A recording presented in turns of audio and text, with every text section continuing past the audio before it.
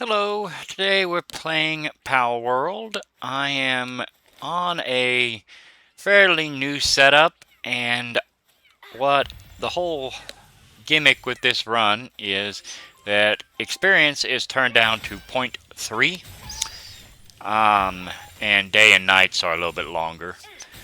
Right now, I am simply going around to catch as many of these early pals as I can because I have recently unlocked the condenser, so I am trying to get some 4-star pals for my base, but that means I have to catch a whole ton of these random pals.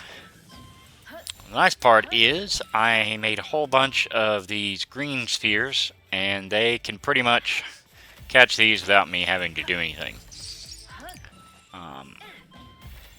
There's an item called a Ring of Mercy to where you can hit the pals and not kill them, but it unlocks at 18, and I am a ways away from that.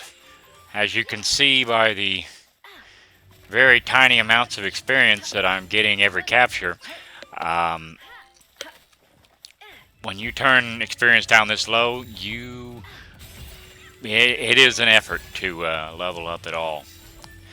But it's fun. This has given me the ability to not over level, but still get all the 4-star pals that I want.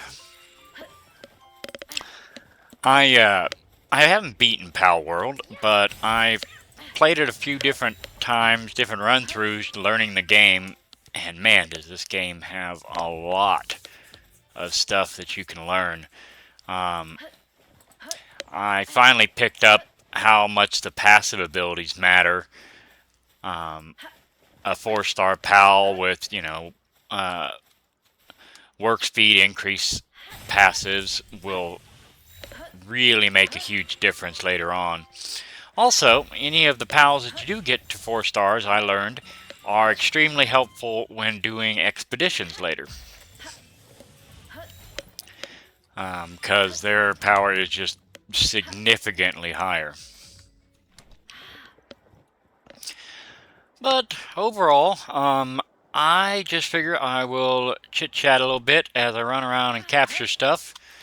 We're not playing anything serious. This is just casual difficulty, just kind of for fun. I've seen a lot of videos lately of people trying out Palworld or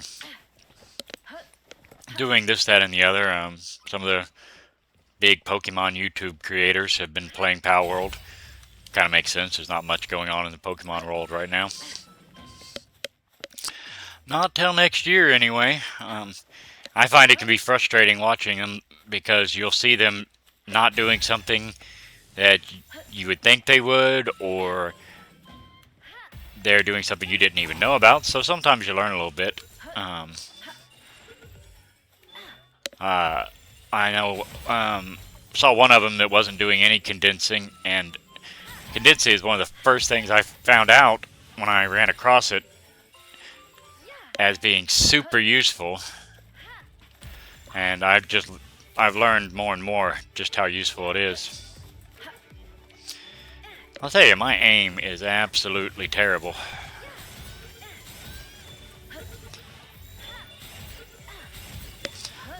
Well, we are almost out of the green spheres, so it'll be time to go back and do some condensing.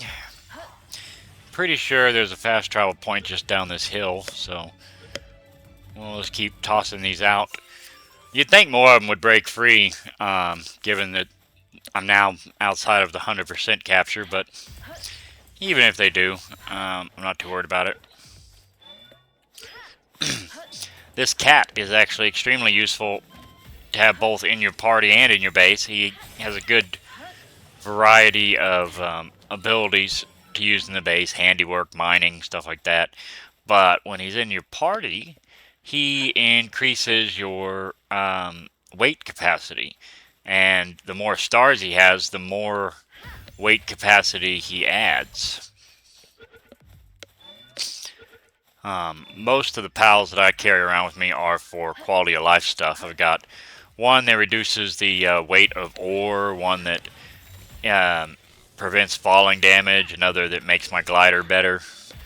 Not using them to fight anything, just handy to have, so for just quality of life stuff. Alright, I wonder how many out of all those we'll end up actually capturing. Oh, somebody did break free. One Gumas. Gummus? I don't know.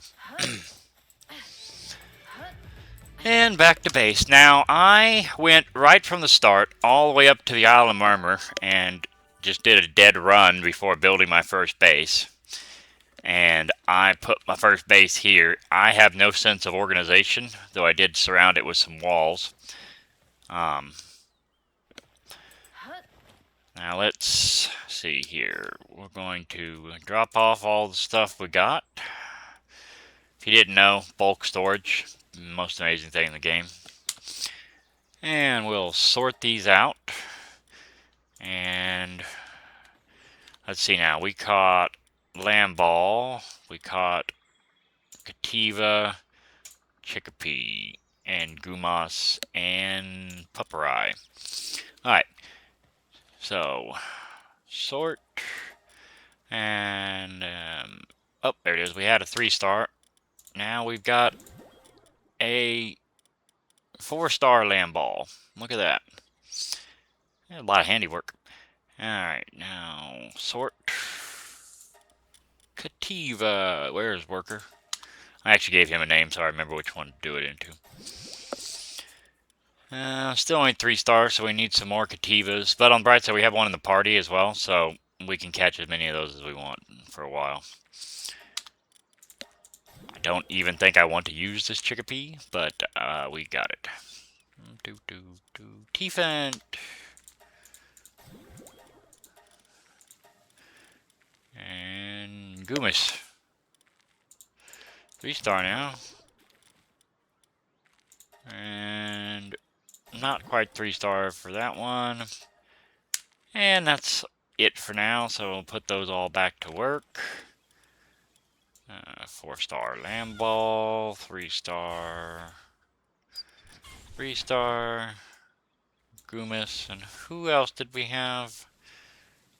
I cannot remember. Oh, Pupperai, that's it. I accidentally alt-tabbed out of the game and left it running for a long period of time. So I end up with a whole mess of extra wood and stone. I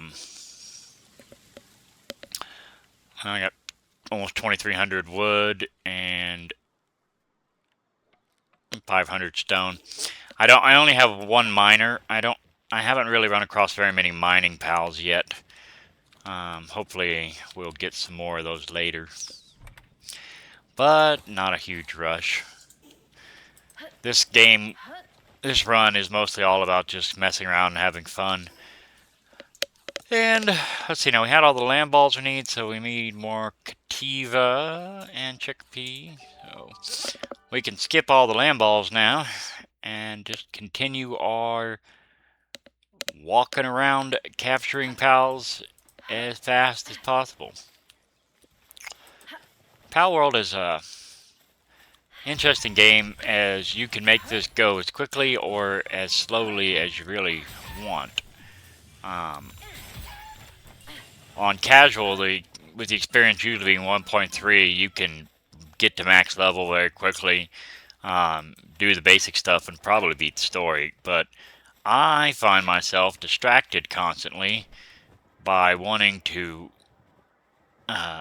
you know, increase all my pals and just explore and learn as much random stuff about the game. For a game that I thought was meant to be like a joke when I first heard about it, I am pleasantly surprised by how well this game turned out. Despite the obvious kind of connections to Pokemon and whatnot, I find that it is uniquely its own thing. Still kind of found it weird that Pokemon threw such a big fit about this. The Shin Megami Tensei games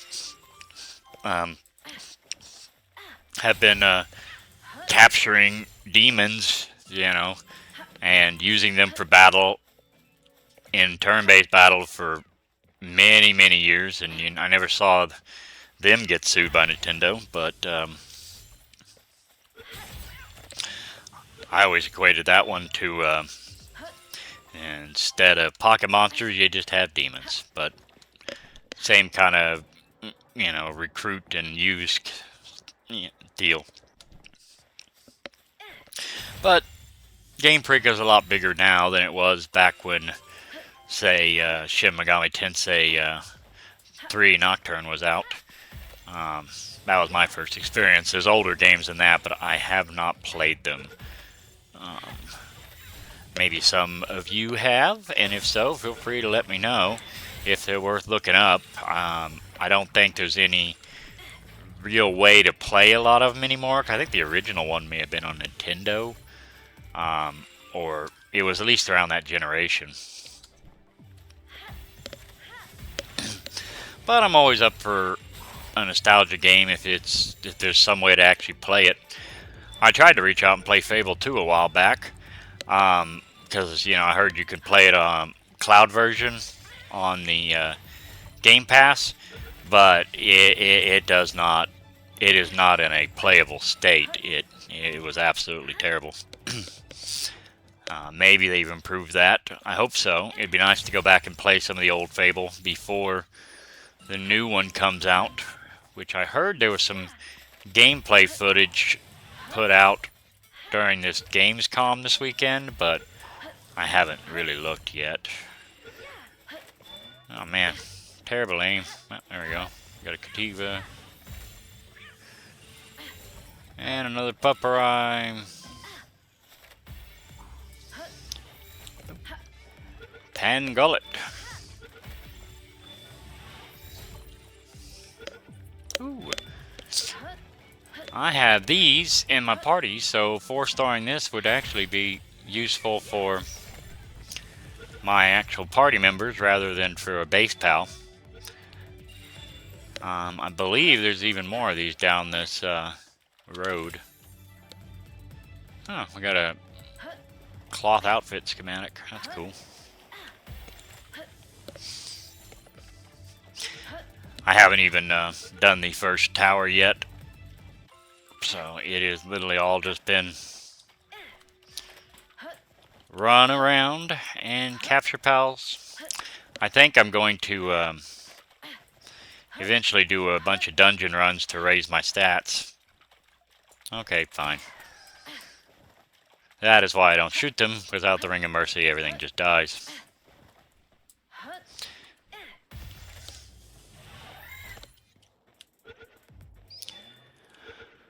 Well, let's see. Back to base.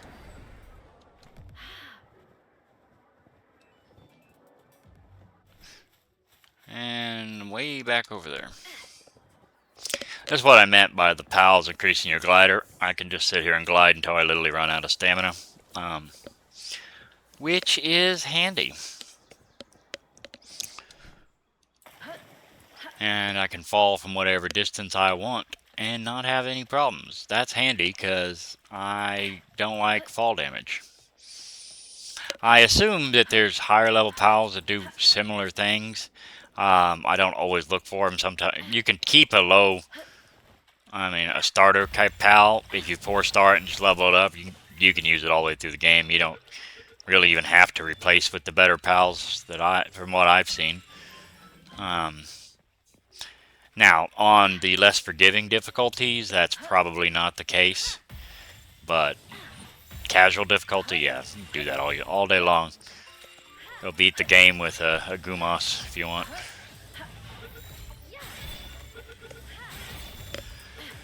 Alright, back to town back to our base way up on the Isle of Murmur. I picked this area because I just wanted something a little bit different. Isle of Murmur is as low as the starting area, even though you have to go through all this high-level stuff to get there. Alright, we'll take the Kativa, the the Chickapee, the Pupperai, and the Pangullet. I think that's all. Oh, and we caught Goomis too. Okay. And Thort. Worker. And look at that. We got our first 4-star Cativa. Not so much on the Chickapee. We'll put all those into the Celeray in the party. Not quite to 4-star for him. We did get to 3-star Pupperai, and that's it. Oh, Pangullet. I forgot about that. Pangullet. Oh, we got all of one. All right, well, one. All right. Back to work. Back to work. Back to work. Back to work. And back to work. Alright, well, this has just been a little bit of random time on Palworld. If anybody wants to see something specific in here, let me know.